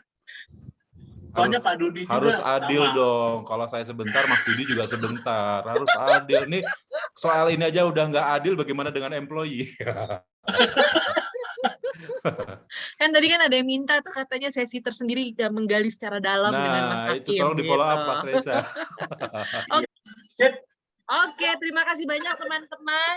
Terima kasih dan maaf banget kita belum bisa jawab semua pertanyaannya. Jangan lupa untuk ketemu lagi di acara besok dan di acara lusa. Mungkin kalau yang lusa lebih hari Sabtu lebih santai ya seperti itu gitu kan ya. Terima kasih banyak semuanya Terima kasih dan salam semuanya. kenal Mohon dan maaf kalau semoga ada bermanfaat kurang-kurangnya. sesi Jangan lupa malam ada ini. feedback, ada form feedback. Mohon Oke, Terima oh iya ada kasih. form form feedback. feedbacknya. Form feedbacknya. Assalamualaikum Nanti warahmatullahi dikirim. wabarakatuh. Waalaikumsalam, nanti dikirim jangan lupa untuk diisi teman-teman ya. Bye-bye.